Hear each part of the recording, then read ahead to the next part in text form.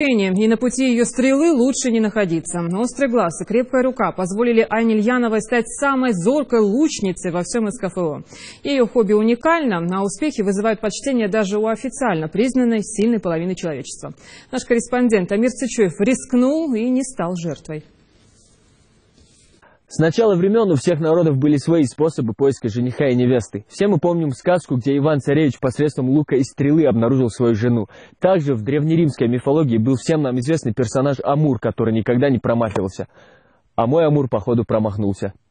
Издревле ингушские женщины считались мужественными и сильными. До наших дней дошли десятки историй, в которых рассказывается о героических подвигах прекрасной половины нашего народа. Самые яркие из них — знаменитая Аби из Насыркорта и, конечно, воительница-амазонка Магушка. В наши дни увидеть женщину верхом и с саблей уже не удастся, а подвиги совершаются совсем иного характера, нежели в те далекие времена. Цивилизация создает много удобств, и необходимость женской мужественности стирается благодаря технологиям. Но будет несправедливо сказать, что амазонок не осталось вовсе. Айна Ильянова, вопреки всем стереотипам, стала лучницей. Я занимаюсь уже стрельбой из лука 5-й год, но я начала заниматься в 2010 году. Сначала просто, а потом это пошло уже как хобби. Девушки в Ингушетии чаще всего выбирают для своего хобби национальные танцы либо пение. Выбор Айны многие не поняли, и разговоров, что это не женское дело, было много. Но упорство и желание стрелять из лука оказались сильнее общественного мнения. В школе тоже издевались, говорили, что я как мальчик иду туда соревноваться, что девочек там мало, куда ты идешь, там все такое. Было много упреков, что были каждый недовольны.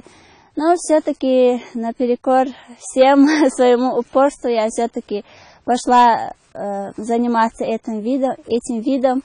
Мне нравится. Айна не единственная девушка в семье, которая выбрала национальный вид спорта. Старшая сестра Марета также участвовала в ингушских и кавказских играх и поддерживает младшую сестру в ее нелегком деле. Я сама участвовала в играх ингушских, кавказских, занимала места призовые. У меня был вид метания резинового мяча в цель. Айна с стрельбой из лука. Сколько бы ни говорили сверстники о выборе Айны, она верила в свой успех. 4 года подряд молодая лучница выигрывала ингушские игры, не оставляя шансов своим соперникам. Представляла нашу республику на Кавказских играх и занимала призовые места. Первые 2 года это было просто так, чтобы провести лишнее время там, все такое. А потом с каждым годом все больше и больше хотелось узнавать побольше об этом виде спорта и участвовать и побеждать. А всем, кто считает, что амазонки исчезли из истории ингушей, мы можем сказать только одно. Амир Цичуев.